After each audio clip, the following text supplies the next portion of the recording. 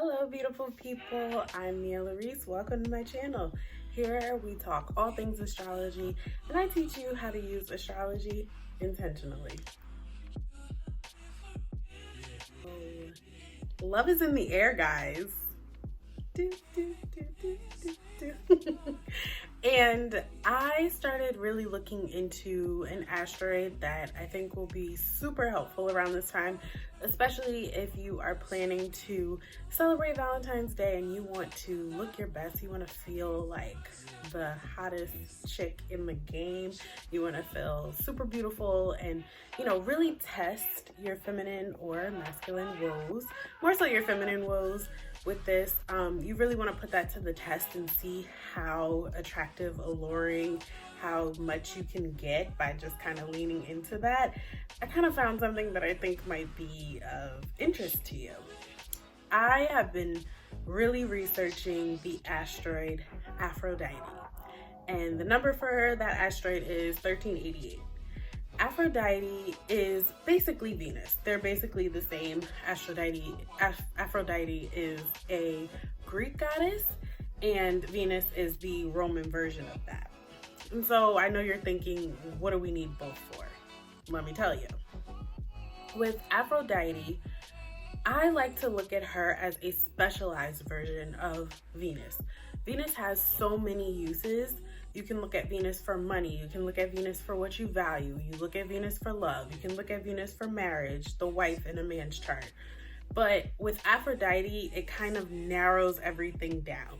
Aphrodite is an asteroid that deals with passion, love, marriage, beauty, but it's those specific things. And she also, has like the downside of leaning into that vanity, leaning into how alluring and attractive you are, because she has caused wars based on her using her own attractiveness, her beauty, those types of things. So with Aphrodite, if you really want to really focus in on where your attraction lies, your beauty, what people find very attractive about you. And I also think of Aphrodite as like an entrancing energy.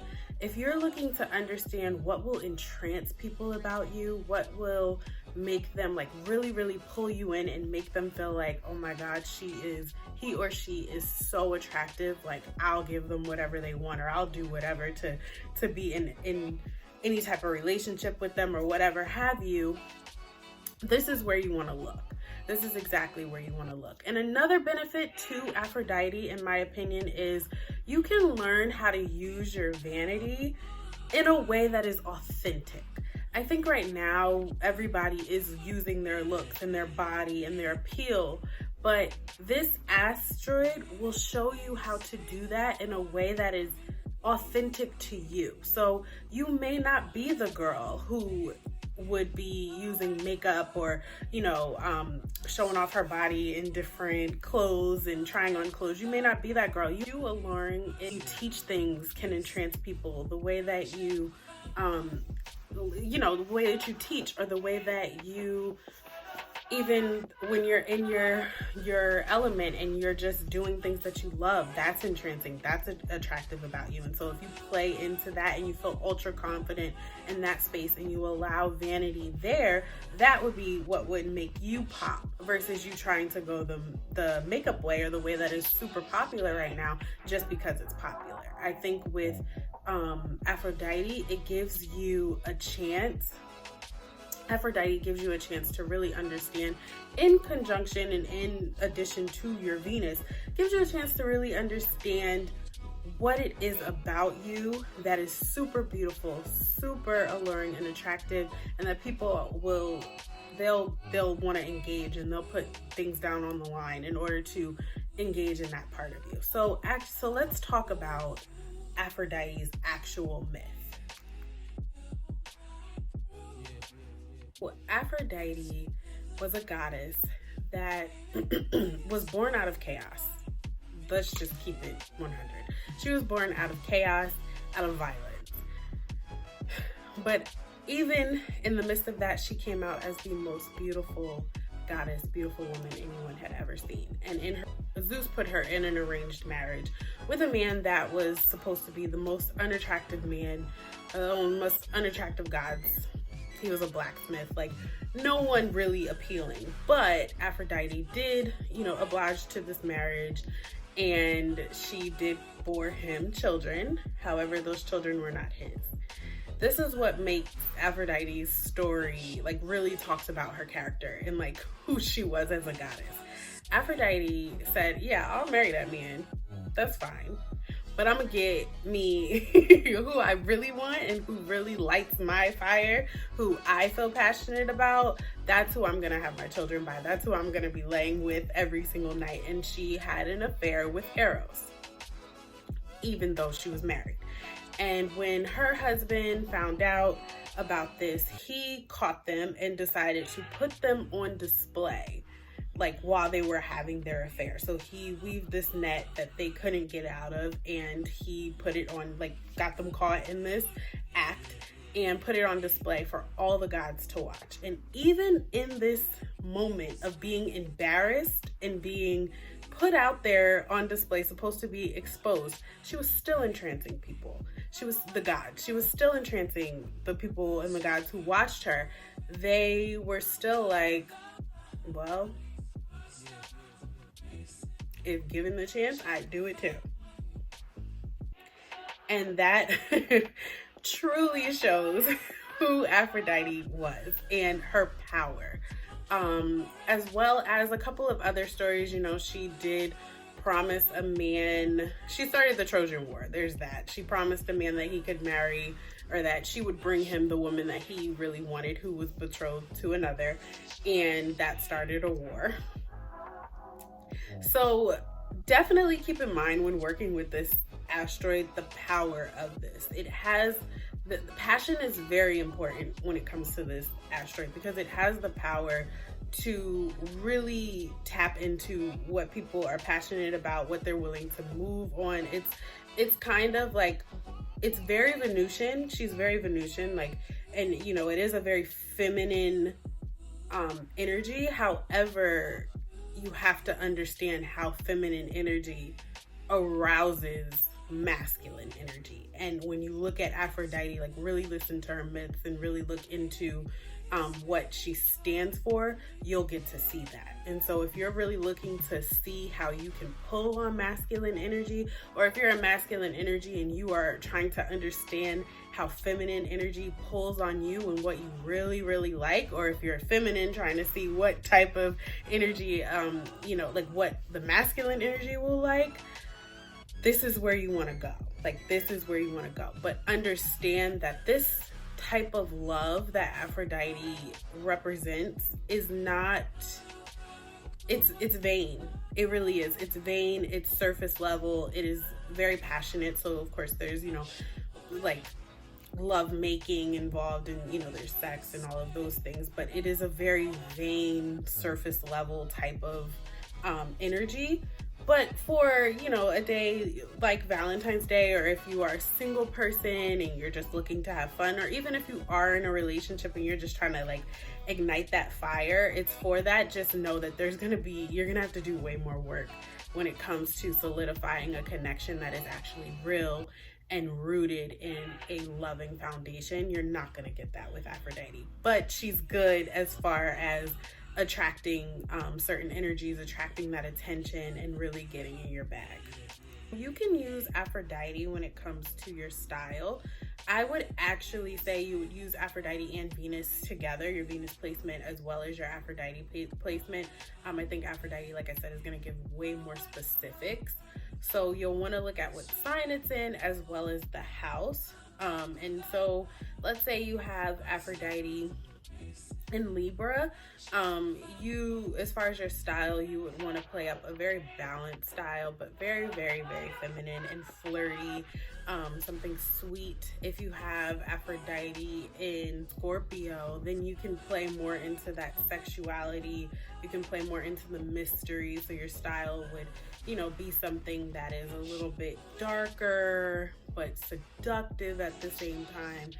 If you have Aphrodite in Capricorn, you can play into kind of that authoritative look. You can play into that boss look a little bit more. If you have Aphrodite in Pisces, then you would play more into that eternal goddess, that the soft feminine, the mystic look. If you want, you can play, I guess, with more pastels, those types of things. But look at Aphrodite, see what sign it's in, and see, basically use like whatever sign it's in, you would want to use those colors.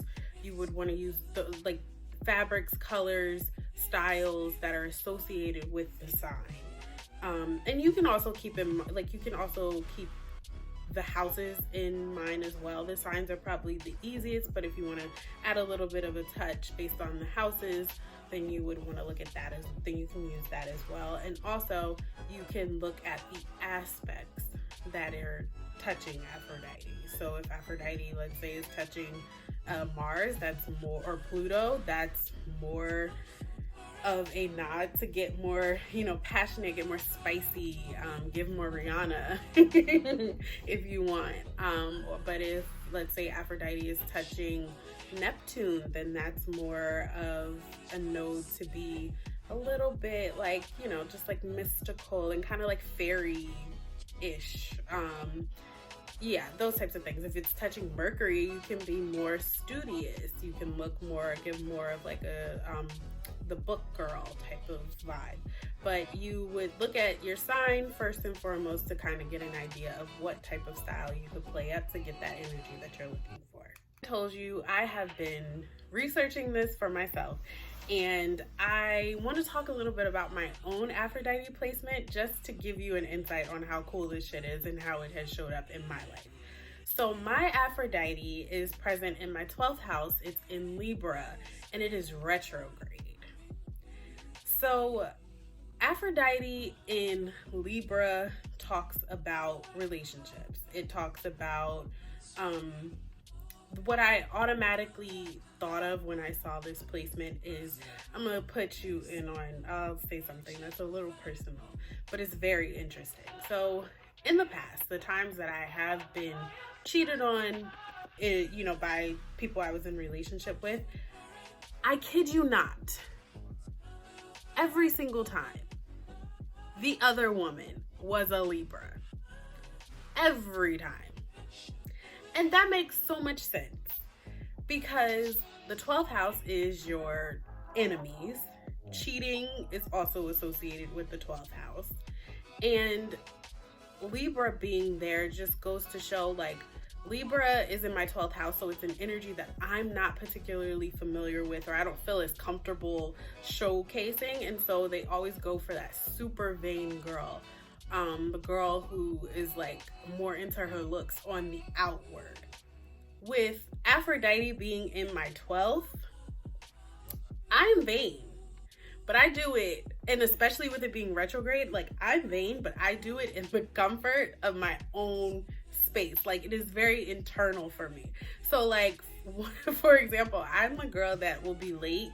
Like, somebody will, let's say I'm going out on a date, or like somebody's coming to pick me up, and I might be like 5 minutes late. You know why? Because I was in the mirror checking out this ass, like, and like bigging myself up about how fat this ass looks. Like, I'm that girl, but you won't see that part. I'm not the girl who is going to be out in public doing that. I'm not necessarily the girl who's going to pull out her camera and videotape that or tape that and then put it up on the internet. I've been pushing myself to kind of do that a little bit more, to be more public with my confidence and bigging myself up publicly. But I am the girl. I do it. I just do it privately. I do it within my own head. I do it to myself, for me. It's not for everybody else. And with it being in Libra, I think it shows that I am a girl that likes to be in relationships. I think I am a girl that, people look at me and say, okay, like, guys will be like, you gotta wife her. Like, or you have to, really be serious about her. She's a relationship girl. I think I do present as a relationship girl. I don't present as a girl who you just like have fun with. And also, you know what Aphrodite in the 12th also gives? It also gives shorty lurking on my page. That's what it gives. It gives very much like people like to watch me, because remember the Aphrodite myth, everybody was watching her have that affair. People like to secretly watch me. People like to lurk. People like to see me doing whatever I'm doing, but me not know that they're looking at me. You know what I mean? So like and this is where it can get really cool, because like if I wanted to be that girl, like how I was saying, you know, how do you show your vanity? How do you show off your beauty in a way that's authentic to you? So for me, I could be the girl who does content that is, you know, thirst traps or has to do with like, you know, attractiveness. The way I would do that is I could do videos that deal with like, okay, get ready with me, or I, you know, prop up the camera and I film myself getting ready. I film myself pampering myself. I film myself checking myself out, but I don't interact with the camera, to make it look like you're watching me in a private moment. You're watching me kind of just like have an internal moment with myself. And people would go crazy over that. People would go nuts. That would drive them wild, because that placement shows that people like to secretly watch me. People like to see me with Libra being there. People like to see me film myself, but they don't want me to know that that's what's happening at the same time. My Aphrodite is also trine my sun and my moon. So what that tells me is the sun represents who you are, you know, your authentic self, but the sun also represents really positive energy, really happy energy. So people like to see me happy. People like to see me excited. People like to see me shining bright. People like to see me ultra confident, you know, like I really get a lot of attention, or I can get a lot of attention if I put myself out there as someone who is super confident and feeling herself and knows what she brings to the table. And then also with it trine the moon, people would be attracted to me people would be attracted to me being in a very comforting space, like where, like in my home, or being wherever I feel the most comfortable. That's where people would want to watch me. That's what would entrance other people, is like where I feel the most comfortable. Maybe watching me take care of my home, maybe even watching me like take care of my son as a mother. Like people would like to see me as a mom. That might be something that other people find attractive. But it, again, because it's in the 12th house and because it's retrograde, it's not something that they're gonna say. It's not something that's gonna come out right. It's something that they secretly enjoy. That is like secretly, it's secretly consumed, secretly enjoyed. So I thought all that was super interesting. And I have gotten that before, like in relationships. I have been told, like, I just like to see you be happy. I like to see you in a childlike state. And so, you know, now that I found this out, it kind of just you remember those things that you've been told about yourself, and it really validates that for you. So it's definitely worth it to look into your Aphrodite placement. And so in honor of Valentine's Day, I wanted to share that I am going to be giving mini readings on your Aphrodite placement. So if you are interested, you can email me and I will look at your chart, and I'm going to look at where Aphrodite is placed. I'm going to look at the sign, I'm going to look at the house, and I'm going to look at any aspects to Aphrodite, and I will give you a personalized reading and let you know what style you can play into, what beauty you can play into, how you can be authentically vain and allure people in and get the right attention that's gonna pop and that feels good to you, and that also is going to just naturally give you that attention. I will spell all of that out for you. It is $15. It's a mini reading. I will be doing this until Valentine's Day, and I'll get them back to you as soon as I can. I usually try and stay within a 1 to 2 business days range, but I definitely want to share that with you guys. Comment below where your Aphrodite is placed, what sign, what house it's in, and any correlations that you have found in your life that you can remember of things people told you about yourself, or any stories that you may have below. And please come back. I hope to see you again. Have a wonderful Valentine's Day, and bye-bye.